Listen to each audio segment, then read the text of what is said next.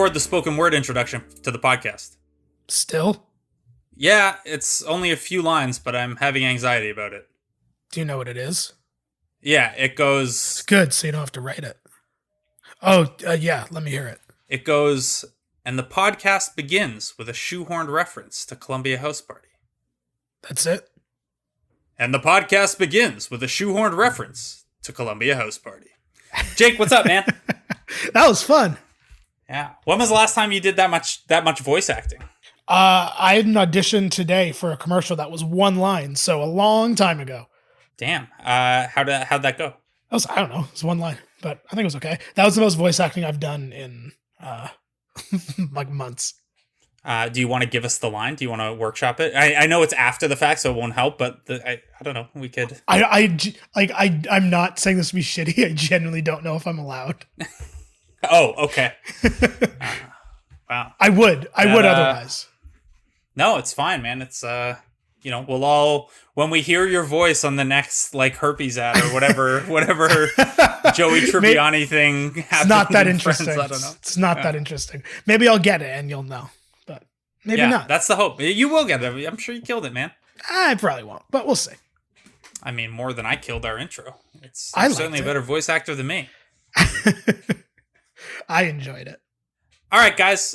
Welcome. This is Columbia House Party. I'm Blake Murphy. This is Jake Goldsbie. If you are listening to this, which you are, because otherwise I wouldn't be able to talk to you, thank you, first of all, for coming along with us. If you're new, welcome. If you're still around with us, thank you for that. Jake, how are you, man? I'm okay. I have a song stuck in my head because of this episode that isn't by the band we're doing, but it's been driving me nuts all day, so that's fun. Because are we going to talk about it, or you just want to bring it up now? Yeah, because I think you know it. I have "Say Anything Else" by Cartel stuck in my head. Oh yeah, because that's all I can. For some reason, instead of any of the many songs I genuinely love by the band "Say Anything," I just have this song I know from a Madden soundtrack.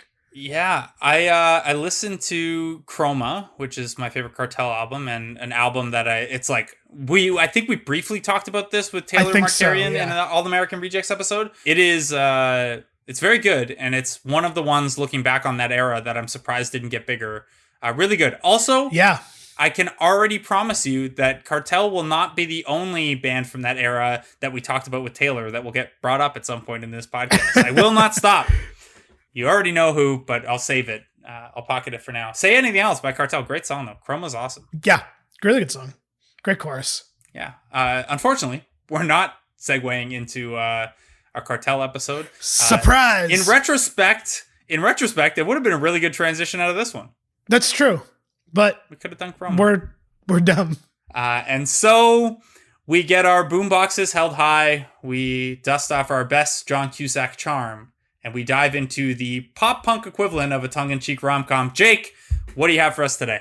So I sort of mentioned this quickly at the end of the episode last week, but if Dashboard Confessional were sort of the Blake-heavy emo band of the 2000s, or if you want to extend that to a Taking Back Sunday, that would also apply.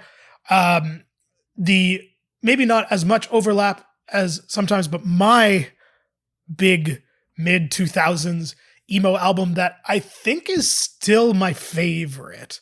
We'll get into this in a little bit, but when quarantine started, I made a big Spotify playlist of all of my favorite albums from the last like 50 years or something. I was really bored. Called Quarantine Age Dirtbag. It's on my Spotify if you want to find it. But I didn't put this album for the year entry that I could have. And in retrospect, I think I should have, because every time I go back to it, I find something new and I really like it. And I have a lot of personal connections to it. So this is that album. This is a Real Boy and Was a Real Boy by Say Anything.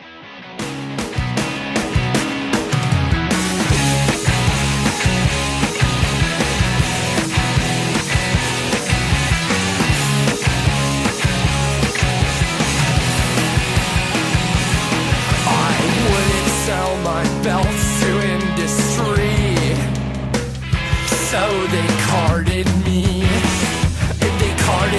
off naked, but that belt around my waist, it was my father's once. I still see his face. I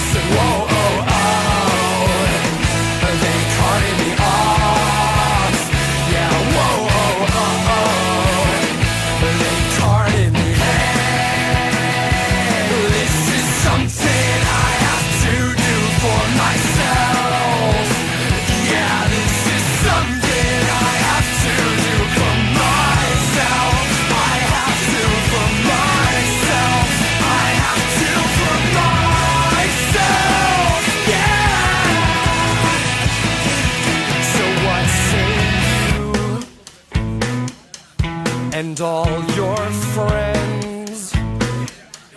Meet all of my friends in the alley tonight.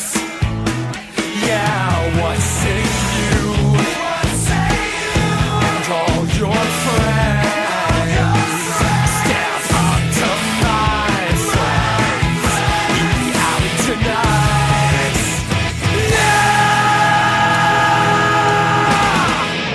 All right, that song is Belt from Say Anything's Is a Real Boy. And yes, Jake, I had it in my notes to ask you. I wasn't 1,000% sure. We are doing Is a Real Boy and Was a Real Boy together? Yeah, well, was a Real Boy will come up because of the reissue, but we are mostly focusing on Is a Real Boy.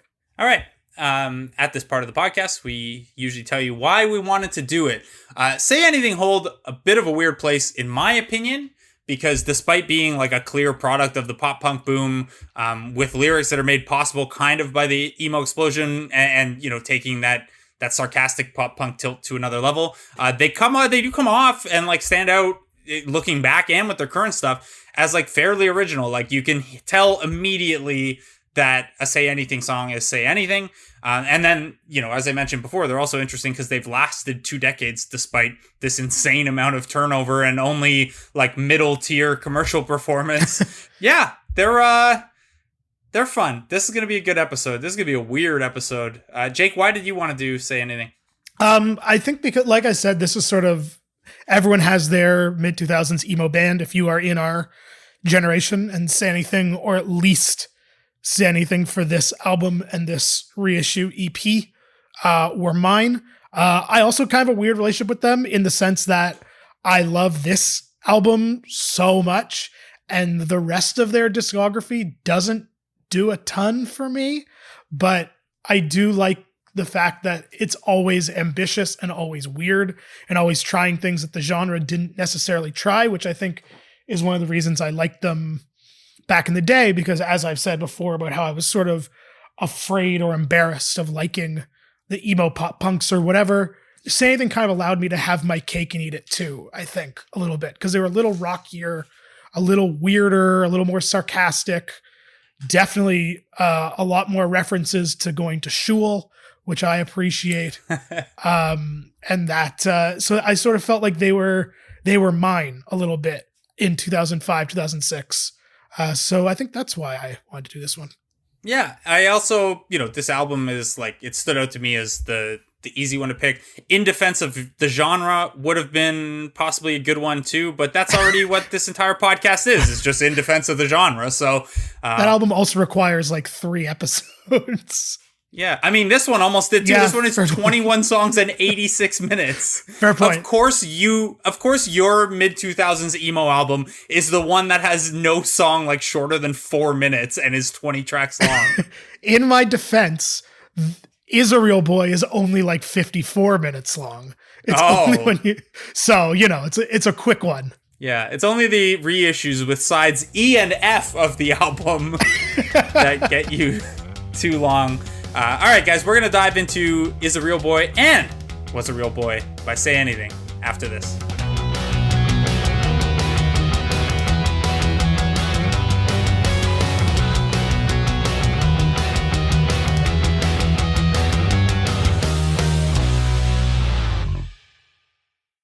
Say Anything were formed in the year 2000. Cue the Conan O'Brien song by Max Bemis and 4 friends. They were known as Say Anything, which is say anything without the space in between the 2 words. According to an archived biography of the band that was written by Bemis, which I will be leaning on quite heavily today, he said, "We have existed since Kobe started playing drums over the horrible songs I wrote about girls while attending high school in Los Angeles, California. Being the egomaniacal singer type, I proceeded to kick out and or drive away pretty much anyone else who joined the band, so there were a ton of lineup changes, yet somehow Kobe and I ended up selling a lot of our self-released recorded CD. Soon, all these strange children started repeatedly attending our live shows to tell their friends until we garnered a motley crew of a fan base." And if that quote doesn't give you a sense of how Max Bemis writes and talks about himself, I don't know what does. They released the Junior Varsity EP in 2000, the In Your Dreams EP in 2001, and Baseball an album by Say Anything in 2002, which was their first full-length LP, and not an album I listened to a lot, but I love the title. I don't know why. I think just calling your album Baseball is really funny. I also like the name of an album, an album. Yeah. By the band that you are buying the album for. Yes. I also enjoy that. Yes.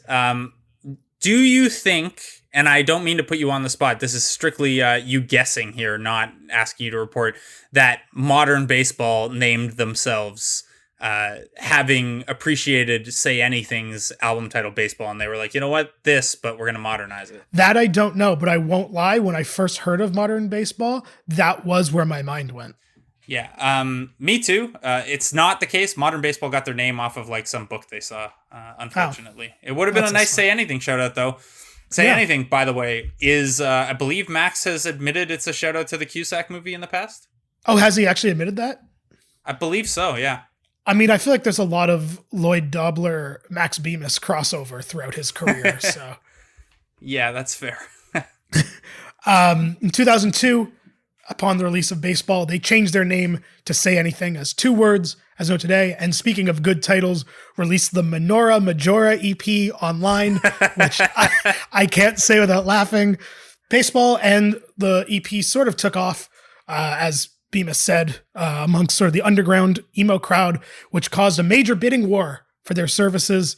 Drive-Thru Records called Max Bemis the next Bob Dylan. In 2003, they signed with Doghouse Records, an independent label. About that, in this semi-autobiography post, Bemis said, being fresh-faced teenagers, as well as the fact we were playing with bands like The Promise Ring and like Rooney, it wasn't a surprise that all these big scary labels saw us as a safe bet and tried to get us to sell out our souls to them. They also told us we could be the next Blink-182 if we gave them our firstborn children and agreed to do whatever they wanted. That didn't sound so hot, so we chose to be totally underground, in quotes, and signed to Doghouse Records. They've put out such obscure, borderline DIY records such as the All-American Rejects. So Bemis just shitting on our entire show discography already, and we haven't even started the podcast. Really. Yeah, I mean, look, this is going to be a trend with Bemis. Yes. So after signing with Doghouse, Max Bemis began attempting to write the songs that would eventually form Is a Real Boy. He went to the studio with Florida producer Paul Trust. They recorded 3 songs that were not released, although one of the songs, entitled Spider Song, would later appear on a Doghouse compilation, and I believe that is the same version, or at least the same song, that eventually appears on Is a Real Boy. Bemis kind of struggled with writing this record. I think you can hear that a lot in the record itself. He said, during the lonely, depressing period of time when I dropped out of college to prepare for writing and recording our first record for Doghouse, I thought often about what the point of my life was. Was I doomed to remain yet another earnest, upper middle class bred wine rocker? After all, hidden deep in the recesses of my mind, I had hidden the notion that I could do something incredible and different, that I could be someone like Warhol or Jesus. I had to write an album that was revolutionary in its content and presentation. Finally, one night, it hit me. That was what my record had to be about. The artistic struggle. Because we know what's real. It's the struggle. Bemis originally intended this album to be a rock opera, which is very fitting for us, but not a rock opera in the Black Parade sense, a rock opera with a full script, narration, cast of characters, and all stage directions and all those things. It was tentatively titled Zona, I assume after the state of Arizona. However, Max Bemis became overwhelmed by the process of writing and playing most of the instruments and had a breakdown. He told Alternative Press, I literally lost my mind while we were recording.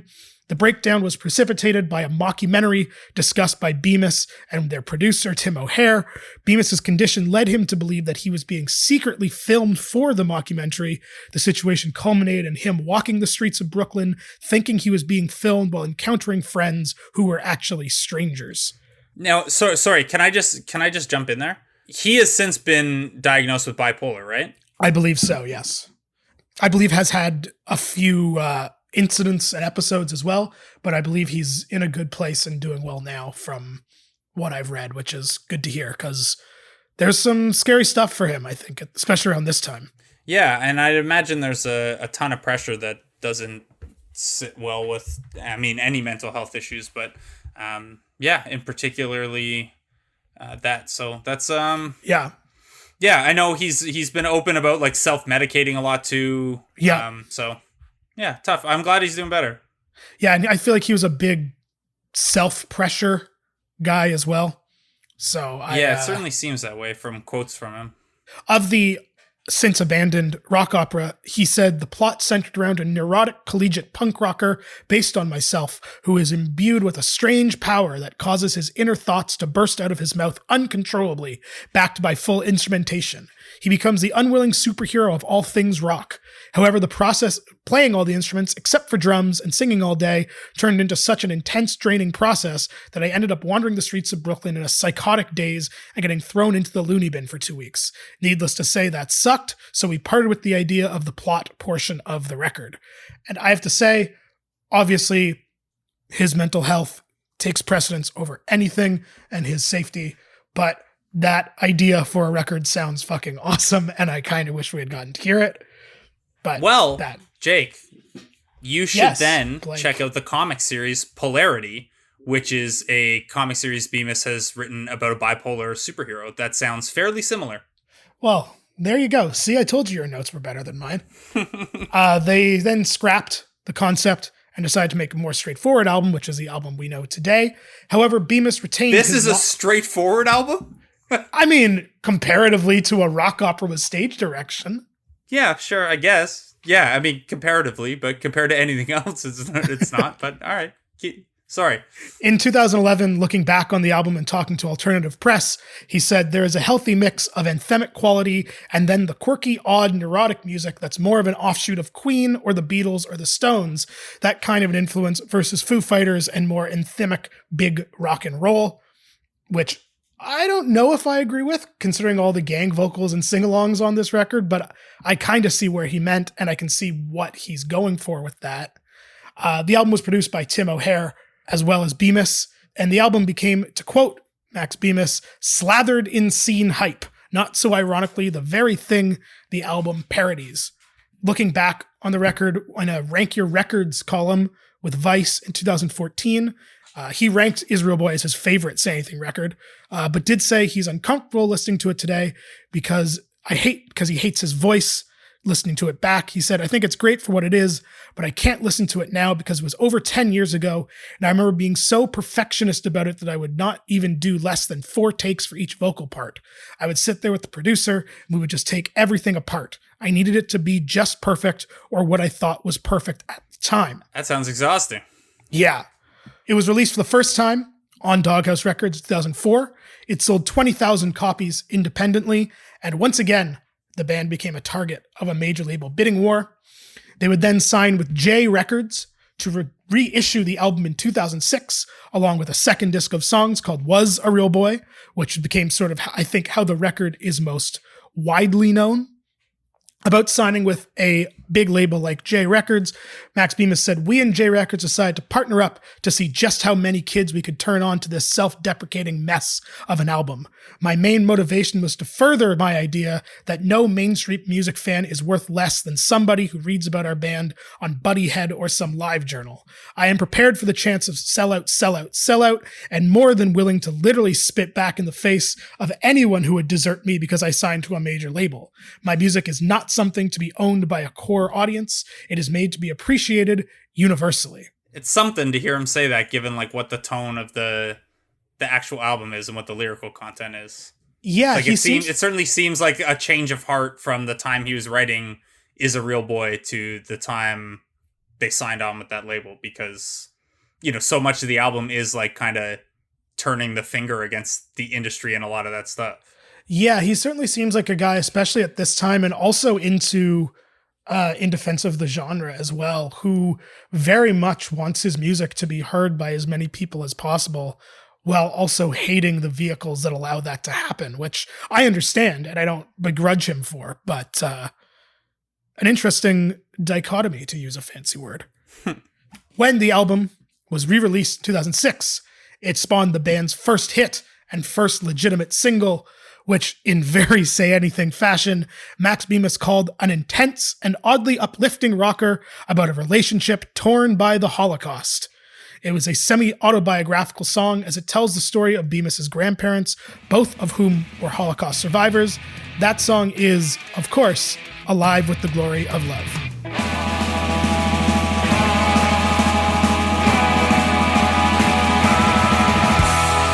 When I watch you, wanna do you right where you're standing. Yeah, right on the foyer, on this dark day, right in plain view. Oh yeah, of the whole ghetto, the boot-stomp meadows, but we ignore that. Yeah, you're lonely, baby. This war is crazy. I won't let you down. Oh no, no, no. I won't let them take you. Won't let them take you. Hell no, no. Whoa, no. I won't let them take you. Won't let them take you. Hell no, no.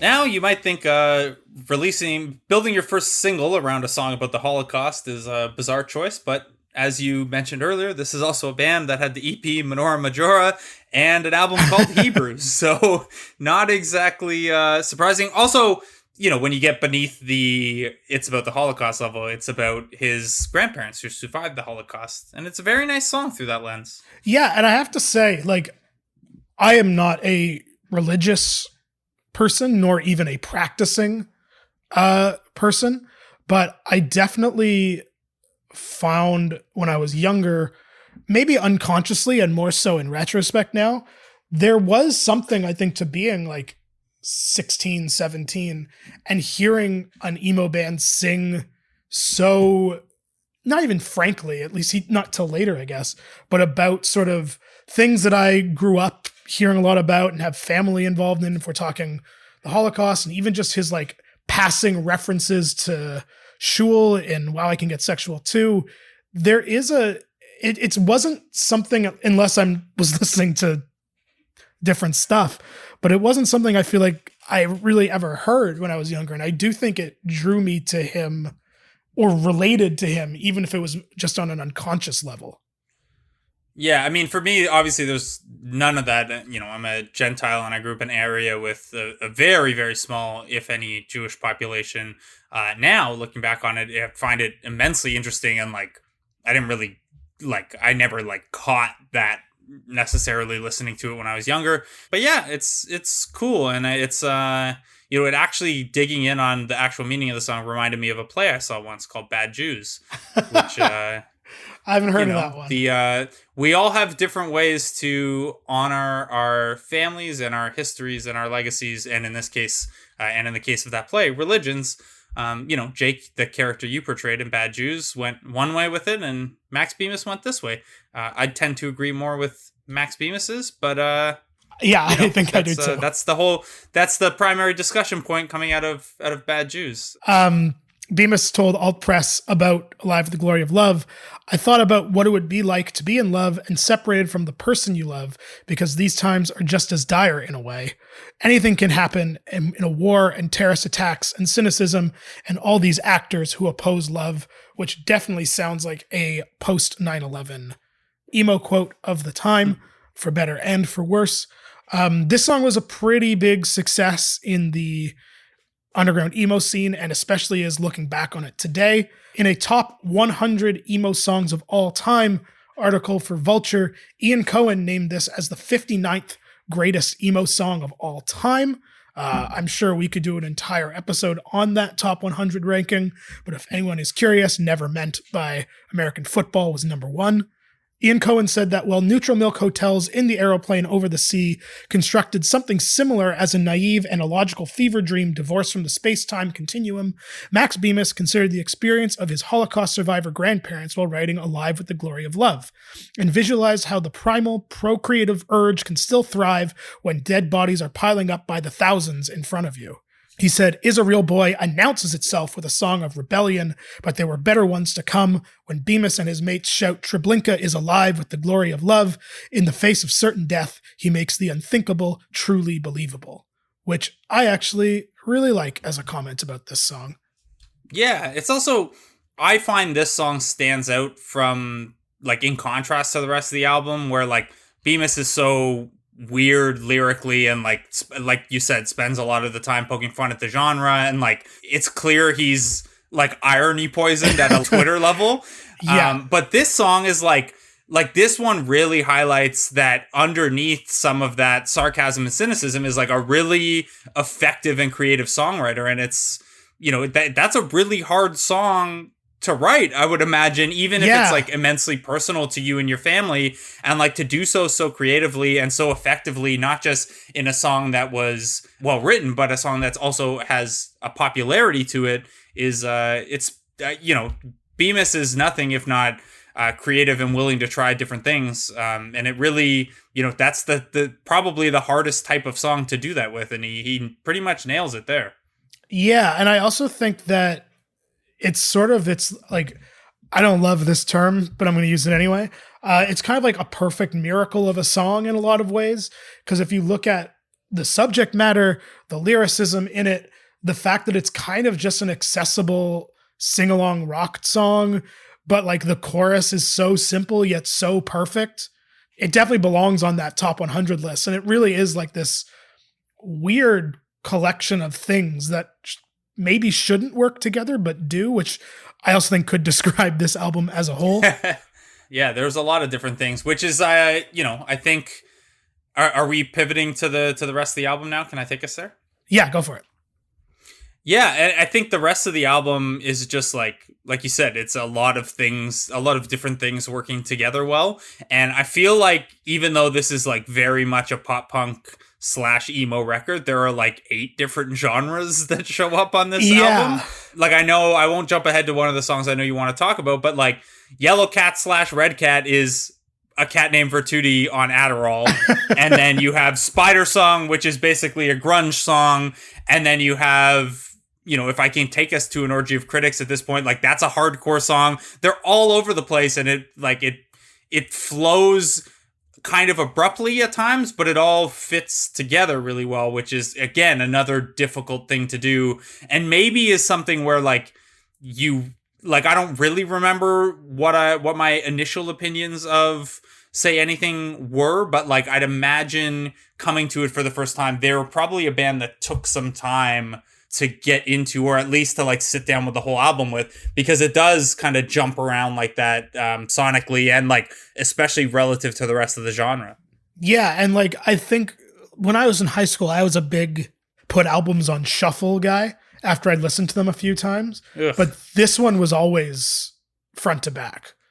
Like this one had the flow, this one has its many genre experimentation, and I don't know exactly how this one is talked about in the emo circles, but I feel like for all the deserved praise and nostalgia and looking back that the Black Parade gets for its experimentations with what emo and pop punk could be in the mid 2000s, I feel like this one deserves the same praise and credit for that in a very different way. Whereas My Chemical Romance obviously went very Queen and high concepts and symphonic in a lot of ways, that with Black Parade, I feel like Say Anything really went the more like alternative rock way. Like this is not a perfect comparison, and I don't fully agree with it, but if Queen is to the Black Parade for emo, I feel like REM is kind of to this, but louder and weirder. Yeah, I can get there. I'll give it to you. Yeah. You know what I mean? Should we give an example of it getting a little louder here? Yeah, let's do that. This is an orgy of critics.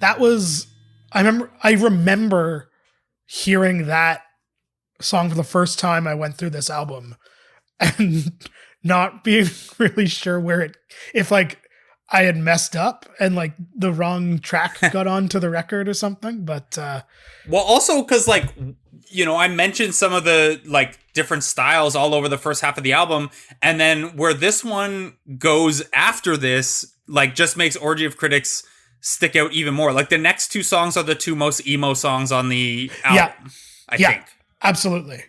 I think what's also both impressive and interesting is that Bemis wrote every single song on the album, which speaks to his talent as a songwriter at this time and also throughout his career. The only one he is not the sole credited songwriter on is Metal Now, which is on Was a Real Boy, which was written by him and Casper Adams.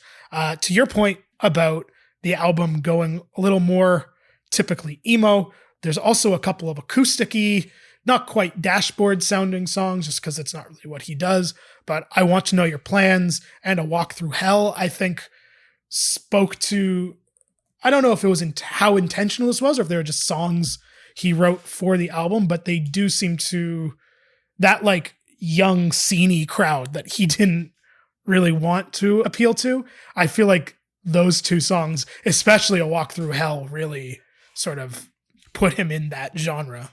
Yeah, I'd probably include Slowly Through a Vector there as well. Like that one's a lot more sarcastic. Like they literally, to do the fast and slow, like Pixies thing, they literally sing it. We're fast and slow, fast and slow. That's true, yeah. But at least the earlier parts of that song are like, that's when it's like, okay, maybe that New York Times piece that I mentioned, blurb, where it's like, okay, they echo Dashboard. I'm like, okay, this must have been the song that they listened to then. Yeah. And then on the songs that don't necessarily sound emo but are emo in spirit, Every Man Has a Molly is like, I think what non-pop punk fans thought every pop punk love song was like. Yeah, I've always wondered about that. Because it's kind of like half parody of, I think it's half parody. Yeah, that's what I was going to say. I have never been sure how tongue-in-cheek it is.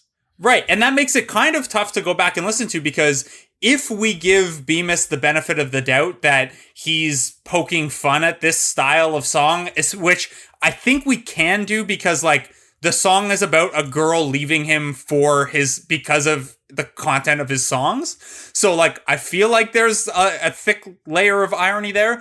If we give him that benefit of the doubt, then I really like this song because it's funny and amusing. But if we're going to assume that maybe Bemis just gets to use that as a cover because otherwise this song is just, your typical shitty pop punk Horrendously guy being mean. pretty misogynistic. Yeah. Yeah, it's really only a good song if we allow that Bemis is poking fun at this type of song. Yeah, and it's even one that it always stands out to me when I listen to it. I think sticks out, I should say, to me when listening to this, because it is like, even if it is tongue in cheek and parodying it, which I agree with you, I think we can give him the benefit of the doubt. But even if it is, it doesn't really fit the theme of the record, which I find. Also, there's just the general rule about like parody is that if you can't tell it's parody, it's bad parody. Yeah. And maybe this is like, maybe that's not a criticism of Bemis, because maybe back at the time it would have been more obvious, and like obviously the current cultural climate doesn't allow for that kind of, you'd have to be pretty heavy-handed that you're doing parody to get away with something like that now. But yeah, maybe this is a case of me trying to apologize for him, jumping through hoops a little bit, because I liked that song back in the day, but it's at least like kind of funny if you give him that. But yeah, I don't know that it's it wouldn't be the only Say Anything song that they veered away from totally in further years, which by the way is something we should talk about, but we're going to talk about it, and we're going to talk about Was a Real Boy after this.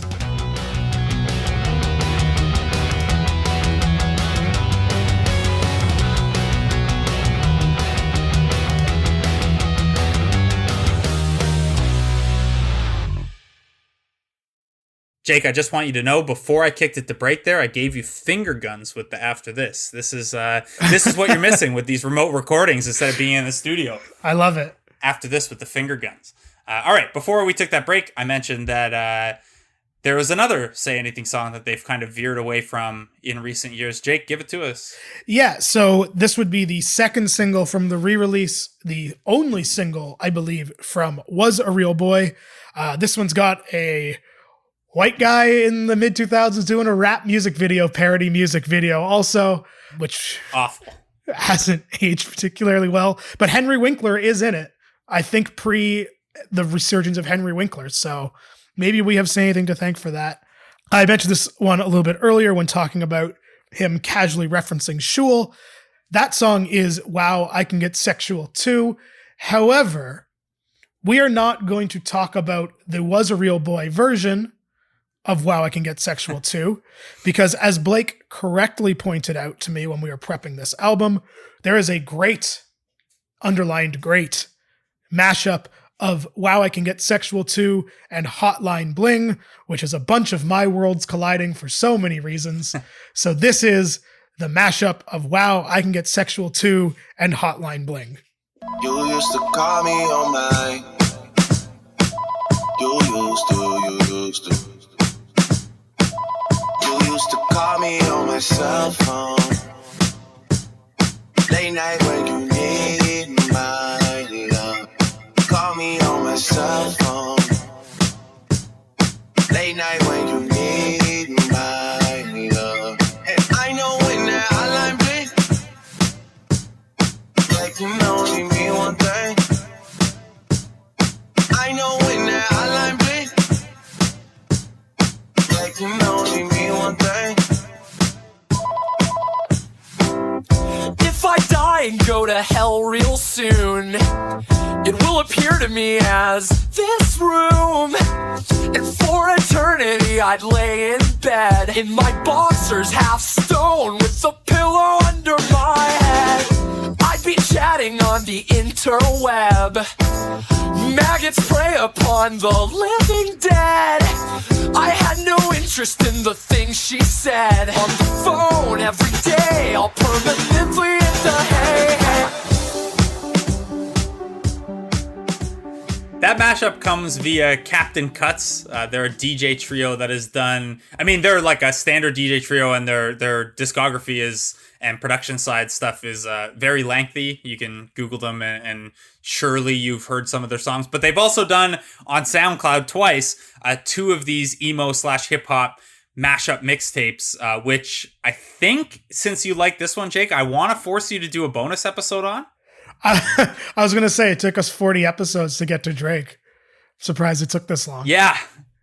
Yeah, it's they're not all Drake, but there are some really good ones. And if anyone listened to that and was like even partially like, oh yeah, that might be something I'd listen to or want to hear more of. Their first one especially, there might be 3 now that I think of it, but their first one was If You're Listening, It's Too Late, is really good workout and running music because it's all your emo and pop punk favorites, but they get hip hop beats underneath them, so it's a little more up tempo. And they're just like fun and interesting. Wow, I Can Get Sexual Too on its own, not a song that holds up well without being mixed with Hotline Bling though, Jake. No, I feel like it's one of those songs from this period where if you're not like really drunk with a group of people who also understand how it's aged, it's not a song that really should be on your playlists, I suppose, for lack of a better word. Yeah. And to take us back to Every Man Has a Molly, we talked about, well, okay, what if that one's sarcastic and what if it's a parody? Well, Wow, I Can Get Sexual Too was that. And Max has said in recent years, it was, quote, a sarcastic caricature of someone I've never been. But despite that, veil of it being a caricature or whatever, they have since retired it because it's basically about having phone sex with a minor and it's creepy and weird and it's no longer appropriate for this moment or any moment. So that one is it's out of the Say Anything canon, or not canon, but if you saw them live, you certainly wouldn't hear it, and they have officially retired it. Yes, which is probably for the best for everyone. One more note on the mashup with Drake there from Captain Cuts. And this is maybe not I guess it's a similar note. I just wanted some place to say that on one of those Punk Goes Crunk compilations, Say Anything also have a really good cover of Got Your Money from ODB. So the Say Anything hip-hop connections extend beyond the terrible video for Wow, I Can Get Sexual Too. They even extend to a weird meeting that he told Vice about, where Max Bemis in 2014 or 2016 somehow ended up in Kanye West's studio, and they played each other their songs. To quote Bemis, he said, he played me his new shit and I played him Say Anything, and we went back and forth. It was the most surreal thing, and I don't know what it would be like to be in that room. That's all I'll say about that. Yeah. This is like those Instagram live battles before they existed during quarantine. Anyway, we sort of alluded to this earlier, but there is a song that I want to talk about on Is a Real Boy that really goes to what we were talking about earlier with Max Bemis sort of being preoccupied with skewering the scene that he also seems to want to be a part of, which I find is interesting. He does this a lot throughout Say Anything's discography. There's a absolutely terrible lyric from a song I quite like from 2014's Hebrews that features both Gareth and Kim from Los Campesinos called Judas Decapitation. The lyric is, American indie rock is a game of pricks. I hate that line. I always will hate that line. For those who don't know, the reference is a reference to a song by Guided by Voices called Game of Pricks. I've just always hated that line. I needed to talk about it to somebody, have a little therapy session. But it does. I mean, what is this podcast for if not that? But that is a lyric from an album in 2014, which is 10 years after the making of Is a Real Boy. So it's clearly something that's been on his mind a lot. The song that we are talking about when we are referencing Bemis ripping apart the scene is the final track on Is a Real Boy, Admit It. Despite your pseudo-bohemian appearance and vaguely leftist doctrine of beliefs, you know nothing about art or sex that you couldn't read in any trendy New York underground fashion magazine. Prototypical nonconformist, you are a vacuous soldier of the thrift store Gestapo. You adhere to a set of standards and tastes that appear to be determined by an unseen panel of hipster judges. Bullshitting the thumbs up and thumbs down to incoming and outgoing trends and styles of music and art. Go analog, baby. You're so postmodern. You're diving face forward into an antiquated past. It's disgusting. It's offensive. Don't stick your nose up in me. Yeah. What do you have to say for yourself? Whoa. Whoa. Whoa. Whoa. Yeah.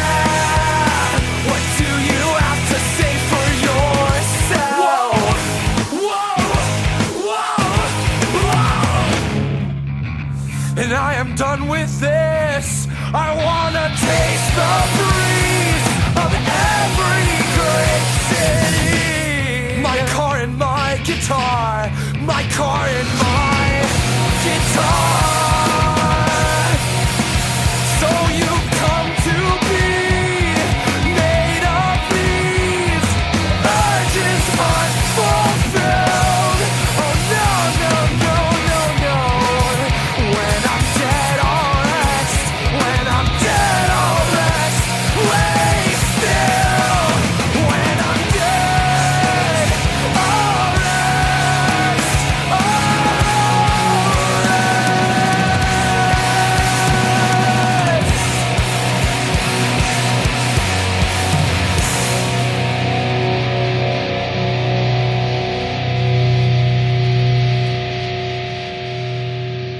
It would not take much to just rewrite that song, calling it performative, like online wokeness instead.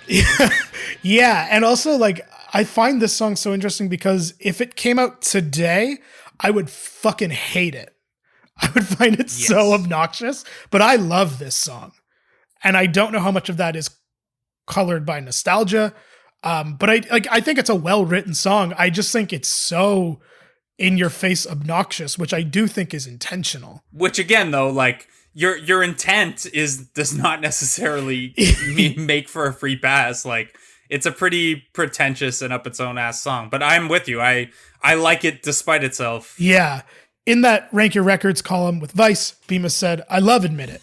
I'm still proud that song was one of the first songs, and I don't think there's that many that acknowledge the whole facade of indie rock. That was before it became funny to make fun of hipsters, so I'm very proud of those things, even though in my own mind it's juvenile and there are a million better records by a million better bands." And I think because he has that mindset on it, it makes me feel better about it. He'd revisit the song as well on their album Anarchy, My Dear. He wrote a song called Admit It Again, which is more or less a direct sequel to the song, kind of updated, also not really, but it's not as good as the original. I think you could argue, though, that this song is sort of the thesis statement for all of Say Anything as a whole, not just because it runs throughout their entire discography and throughout there's a direct sequel to the song, but because it's sort of this push and pull that he has of wanting to be part of this scene while also making fun of it and pretty openly deriding it. And like, but then the next album is called In Defense of the Genre. So he's got I just find him so interesting, and all the albums so interesting, even though the ones I don't like as much. Yeah, I guess we should talk about that now. We should, Is a Real Boy is held up as one of kind of the bigger albums of this era, but Say Anything, like we mentioned off the top, 8 albums deep. They've been around for, they've been around. Max Bemis has been around for 20 years now with a rotating cast of people. So Jake, how was this received and where'd they go from there? This album was quite well received at the time and has been held up as an album that was sort of monumental for the genre since. It is extremely hard to find on vinyl, though, because not many have been pressed. If you have one, let me know. It got a 99% on Absolute Punk, a 4.5 stars out of 5 from Punk News on the first release, and a 3.5 on re-release. I haven't read them, but I assume it's because it's on a major label. Sputnik Music gave it a 5 out of 5, 3 out of 5 from Rolling Stone, 4.5 out of 5 from All Music. Absolute Punk said in their review, by the second song, it is perceptible that the band has a grasp on crafting songs that do not follow a formula or insult the listener by maintaining a hold on one particular style or sound. Entertainment Weekly, in a B+ review, said, Say Anything, an emo act based in LA, has a new disc that proves that the genre can be artful and intriguing. And a thing that I find interesting that I'll get into in a second is how so many reviews of emo at this time were like, oh, it can actually be good. Because I remember that happened with Black Parade as well. And I just think that was kind of maybe that's why the next one was In Defense of the Genre. BuzzFeed also included this on their list of 36 pop punk albums to hear before you die. So it is one of the sort of, maybe not one of the pillars of the genre, but definitely one of the support beams if we're going with a construction metaphor. Sure, we can go with the construction metaphor. Say Anything would go on to release In Defense of the Genre in 2007, the self-titled record in 2009, Anarchy My Dear in 2012, All My Friends Are Enemies, which compiles their early EPs and rarities, and I believe also Baseball in 2013. They released Hebrews in 2014, a very weird album with no guitars on it, and every song featuring guest singers from other bands, including aforementioned Gareth and Kim from Los Campesinos, Keith Buckley from Every Time I Die, his wife Sherry Dupree Bemis, Jeremy Boehm of Touche Amore, and the great Tom DeLonge of bands that you've probably heard of.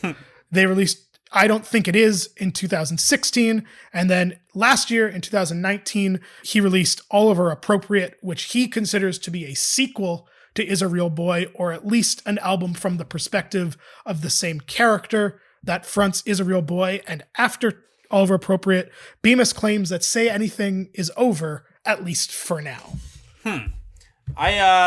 I didn't get that from Oliver Appropriate, really. I didn't like it that much. I did like I Don't Think It Is in 2016. That's probably, like, since the self-titled, my favorite one of theirs and the one I spent the most time with. But, yeah, I mean, I guess it makes sense that they're at their end. Yeah, I also didn't get the sequel thing until I read a long Vulture interview with him about how it's a sequel, or at least from the same character perspective. I will admit that, as I said off the top, it's kind of a weird band for me in that I love their first or second, I guess, record so much, and the rest doesn't do anything for me. I think you could make one really great CD out of the 27 songs on In Defense of the Genre, and I think each record since has like a good handful of songs I really like.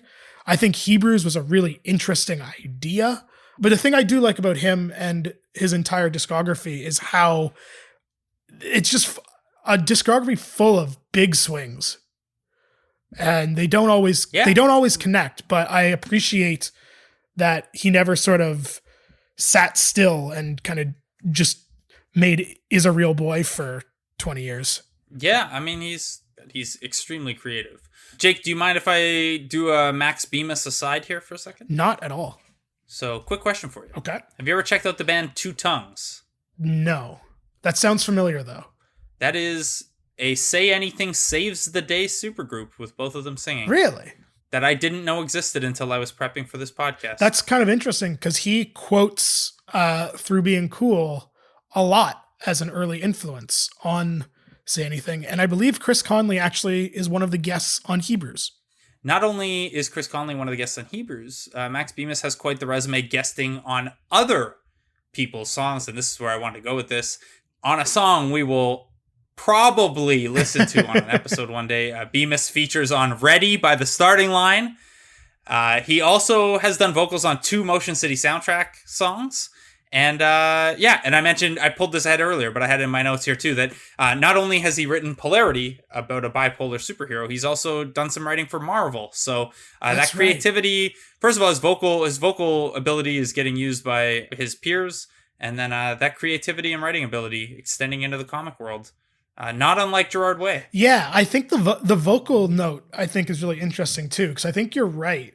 Like, as much as I don't think he has sort of the quote unquote emo voice, sort of like what we were talking about last week with Chris Carrabba, I do think in later emo years, you've heard a lot more of his sort of style, sort of like the emo voice, or the wine rocker as he calls himself, but with a bit of a gruffer edge to it. I think you can hear it even in stuff like Origami Angel, which I don't think sounds anything like Say Anything, but I think you can hear the influence there a lot. Yeah, for sure. And, obviously Origami Angel, on some of the bonus episodes, we've talked about how they kind of pull from everywhere. But yeah, Say Anything would be, an earlier idea of, we're just going to pull from everywhere and see if all these different things can work together. Jake, we're at the point in the podcast where we need to rank some songs from this album and pick one for the mixtape. Yes, we do. My favorite song on this album is And Always Will Be Belt, which kicks it off. I think a lot of that is nostalgia, just because I remember the first time I heard the album and I was expecting one thing, and then that song happened and I was like, oh, this is going to be something I like. And I do. I think Alive with the Glory of Love is the second best song, or my second favorite song, I should say, on this album. I would then go some combination of The Writhing South, Chia Like I Shall Grow, and Spider Song to round out my top 5. Man, not a lot of overlap for us. Interesting. Yeah, I like Spider Song. I had Alive with the Glory of Love at the top, Slowly Through a Vector, and Spider Song next. And then, like, I had in my notes, like, if we allow Bemis the kind of veil we've talked about, Every Man Has a Molly and Admit It are good songs, but I'm not sure, that uncertainty alone about, like, how do we treat this? Do we trust that he was just doing a caricature? And it was supposed to be kind of irony poisoned. Yeah, you can't get into the top 3 with those kind of qualifiers. So, Jake, we now have to pick one for the mixtape. I would think it's probably down to Alive with the Glory of Love or Belt. And since it's kind of your episode, I'll leave that to you. Yeah, I think I'll go with Alive with the Glory of Love for this one. I know we talk a lot about, like, we don't always love going with the song that everybody knows from the album. But I do think that, as we were saying before, this is sort of I think this song represents the band better than anything else on the record. For sure. And it's also like, it's not like this was such a ubiquitous single that people would be like, oh, this is expected on a mixtape. It's like, it's not, they were Say Anything in the early 2000s. It was in Scrubs twice, so it's gotta be worth something. Yeah. What wasn't in Scrubs over the course of 9 seasons, though? A good point. Yeah. Whoever did their music, come on the podcast. Yeah, true. All right. Alive with the Glory of Love makes it to the mixtape. Jake, yeah, thank you for this, man.